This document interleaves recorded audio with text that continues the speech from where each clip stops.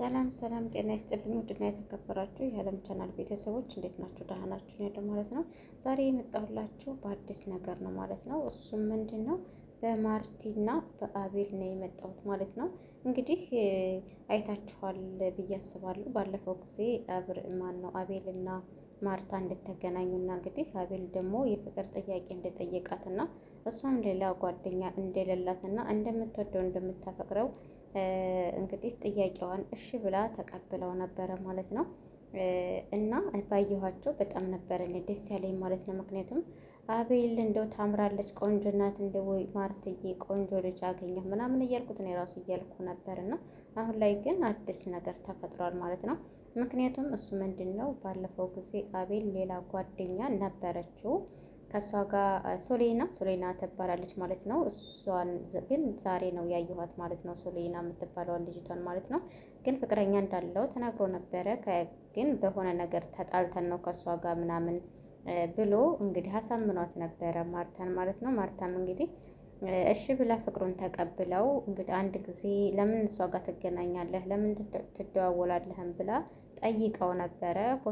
ፎቶዋንስ ለምን አስቀመጥከው፣ ለምን አላጠፋፋኸውም እያለች ነበርና ብለው ነበረ ማለት ነው። አቤል ደግሞ ያው እሷና እኔ ተለያይተናል፣ ኦልሬዲ አንድ ላይ አይደለንም፣ ተጣልተናል ምናምን ነገር ብሎ እንግዲህ ብዙ ነገር ብሏት ነበረ። እሷም ደግሞ አምናው እሺ ብላ እንደምትወደውም ገለጸችለት። ከዛም ወዲህ ፍራንክ ብዙ ጊዜ አድርገው ነበር አቤልን ማለት ነው። አቤል በጣም ነበር የተናደደው። ምክንያቱም እኔ ጓደኛ አለኝ እንደዚህ ነኝ እያለኝ ብላ ስትለው በጣም ነበረ የተናደደባት። አንድ ጊዜ ፍራንክ አድርገው ነበር እና እንዴት ይሄንስ ቢሆን ብትናገሪ ለእኔ ነው እንደምትናገሪው ለሄርሜላና ወይም ለአብርሽ መናገር ሲገባሽ እንዴት ለእኔ ብሎ በጣም ስሜታዊ በሆነ በጣም ተናዶ ነበረ።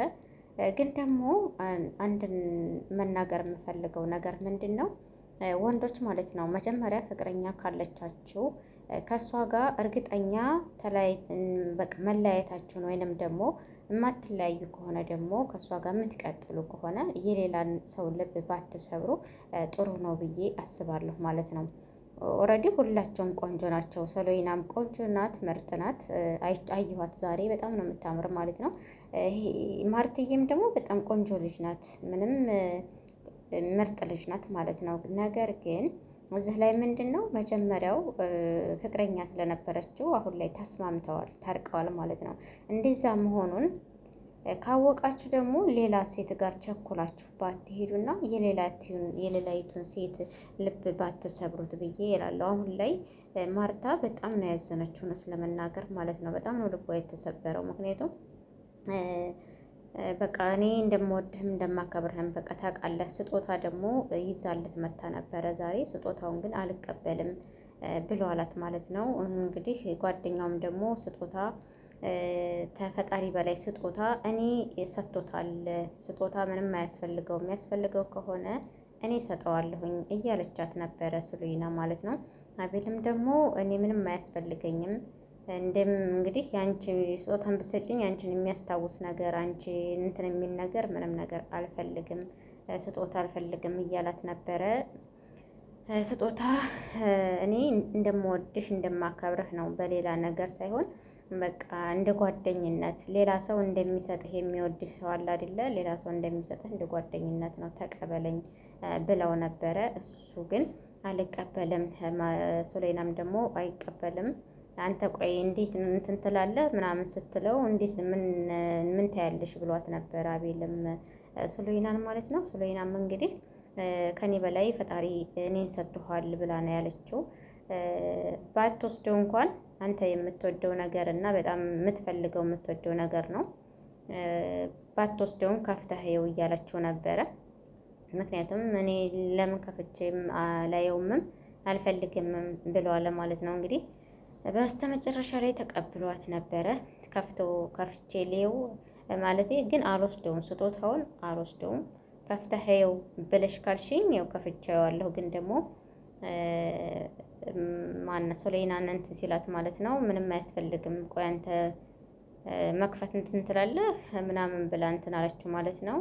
አይ እኔ አልፈልግም፣ ስጦታስ ደግሞ እንዴት በሷ ፊት ትሰጭኛለሽ እያላት ነበረ።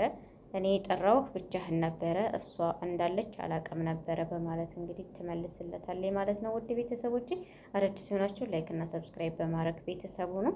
ይህን ይመስላል የዛሬው ቪዲዮ። እንግዲህ ሀቤል ስጦታውንም አልተቀበለም፣ ከፍቶም አላየውም ማለት ነው። ምንም አይነት ስጦታ እንደሆነ ባትወስደው እንኳን ደግሞ በጣም ከፍቶ እንዳየው በጣም ጓጉታ ነበረ ማርቴ። ግን አቤል ፍቃደኛ አልሆነም፣ ሱሌናም ፍቃደኛ አልሆነችም። የሚያስፈልገው ነገር ካለ እኔ ስጦታ እሰጠዋለሁኝ፣ በጥቃቅን ነገር እንድትይዙ አልፈልግም በማለት እንግዲህ ሱሌና ለማርታ ትላታለች ማለት ነው። እና ውድ ቤተሰቦቼ ይህንን ይመስላል። አንድ ነገር የምናገረው ነገር ቢኖረኝ መጀመሪያ ካላችሁ ጓደኛ ወይንም ፍቅረኛ ካላችሁ ከዛ ሰው ጋር ሳትጨርሱ ሌላ ሰው ሂዳችሁ ባትጠይቁና ወይንም የሌላ ሰው ልብ ባትሰብሩ መልካም ነው። ምክንያቱም ማርታ አሁን ላይ አቤልን በጣም ነው የምትወደው፣ በጣም ነው የምታፈቅረው፣ በጣም ትወደዋለች ማለት ነው። ገባችሁ? እና በዛ ልክ አሁን ላይ አላሰበችውም እንደዚህ አይነት እንትን ሲልባት በቃ እንትን ብላለች ማለት ነው። ግን ያንተ ደስታ ደስታዬ ነው፣ ችግር የለም። እኔም ሴት ልጅ ነኝ፣ እሷም ሴት ናት፣ የበፊቷ ፍቅረኛ ናት። ምንም ነገር እንትን የምልህ ነገር የለም፣ ግን ይህንን ተቀበለኝ በማለት ነበረ። ምንም አንቺን የሚያስታውስ ነገር በመሀላችን ኦልሬዲ ተለያይተናል፣ የሚያስታውሰኝ ነገር አልፈልግም እያላት ነበር። ይህን ይመስላል የዛሬው ቪዲዮ ይዤላችሁ የመጣሁት ማለት ነው። እንግዲህ ከተመቻችሁ ላይክ እና ሰብስክራይብ ሸር እያደረጋችሁ አድርሱት። ወዳችኋለሁ። በያላችሁበት ሰላማችሁ ይብዛ። ማርቴ ደግሞ እንግዲህ አይዞሽ ማለት ነው። አንተም ደግሞ የምትወጂውን የሚወድሽን ይስጥሽ ነው የሚባለው ማለት ነው። ግን ወንዶች ቆም ብላችሁ ትንሽ ብታስቡ ጥሩ ነው ብዬ አስባለሁ። ምክንያቱም ያላችሁበትን ደረጃ ሳትጨርሱ እዛ ሰው ጋር ሂዳችሁ እንትን ባትሉ መልካም ነው ብዬ ነው የማስበው። የዛን ሰው ልብ ባትሰብሩ መልካም ነው ብዬ ነው የማስበው ማለት ነው። ምክንያቱም ወደዛ ጋር ልባችሁ መመለስና እሺ ካለች ወደ እሷ ጋር መለሳለህ የሚለው ነገር ካለ የተወሰነ ጊዜ መጠበቅ አለባችሁ ብዬ አስባለሁ። ላይክ ማድረግ እንዳትረሱ፣ ሸር አድርጉ። ወዳችኋለሁ። ባይ ባይ። አዳዲሶች ቤተሰብ ሆነው ማለት ነው። በቀጣይ ቪዲዮ እስከምንገናኝ ድረስ ደህና ሁኑ።